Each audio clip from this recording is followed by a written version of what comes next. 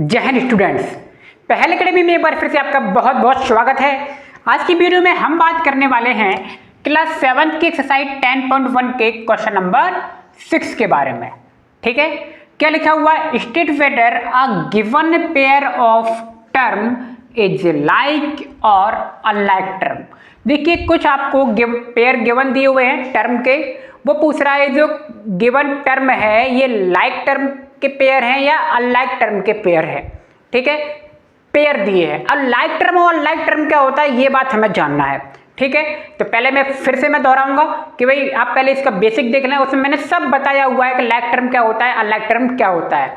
उसको कर लेंगे तो इसमें कुछ भी नहीं है। और वैसे भी आप जो देख रहे हैं 10.1, इसमें अलजेब्रा का सारा बेसिक ही दिया हुआ है।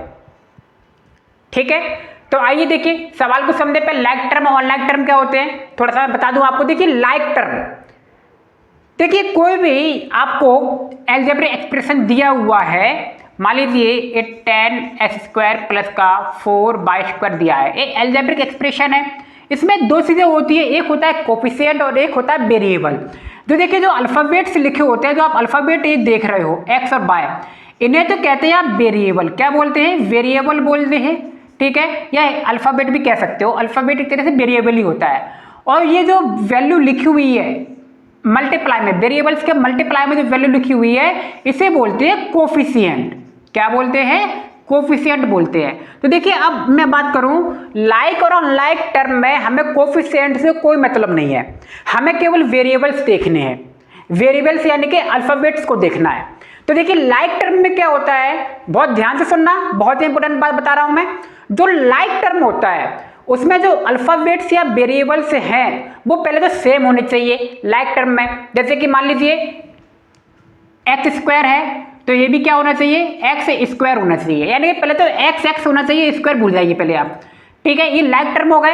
यानी कि लाइक टर्म में जो वेरिएबल्स हैं वो सेम होने चाहिए, अल्फाबेट सेम होने चाहिए, और साथ ही अल्फाबेट या वेरिएबल्स की पावर भी क्या होनी चाहिए? सेम होनी चाहिए, तभी वो लाइक टर्म के अंदर आएगा, नहीं तो अनलाइक में चला जाएगा। जैसे कि देखिए यहाँ पे x लिखा हुआ है, 10x प्लस का 4x लिखा है। x की पावर कितनी है? यहाँ पे x की पावर कुछ नहीं है तो 1 है, इसकी भी 1 है, इसकी भी 1 है, तो ये क्या होगा? ये लाइक टर्म हो गए। क्या हो गए? लाइक टर्म हो गए। क्लियर? अब देखिए लाइक टर्म के देखिए जरा, ये 1 है, ये 100 है, इसमें तो वेरिएबल्स है नहीं, तो ये भी क्या हो जाएगा? लाइक टर्म के अंदर आएगा। अब देखिए सेकंड वाला माइनस का 7x और 5/2x, x और x देख रहे हो ना, x की पावर भी क्या है? 1 है। क्लियर? तो ये भी क्या आ गया? लाइक टर्म में आ गया। अब देखिए यहाँ पे 4xy और 42yx, देखिए x y की पावर क्या है? 1, x की पावर है, y की पावर भी 1 है, यहाँ पे yx है। देखिए आप इसमें वेरिएबल्स को आगे पीछे कर सकते हो, इससे कोई परेशानी नहीं आएगी, आपका आंसर सेम ही आएगा, लेकिन पावर देख लो, बस आगे पीछे लिखा हो लेकिन पावर सेम लगी हो। देखिए x यहाँ पर है, x की पावर 1 है, y की पावर 1 है, यहाँ पर भी देखिए y की पावर 1 है, x की पावर 1 है, लाइक टर्म हो जाएगा। लाइक टर्म समझ में आया?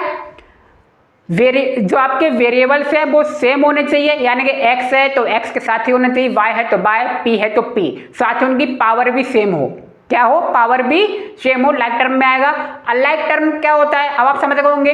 पहले अनलाइक टर्म की बात करें, अनलाइक में सबसे पहले तो वेरिएबल्स क्या होने चाहिए? सेम नहीं है, जैसे एक x का है, एक y का है, वेरिएबल सेम नहीं है, अनलाइक हो जाएगा।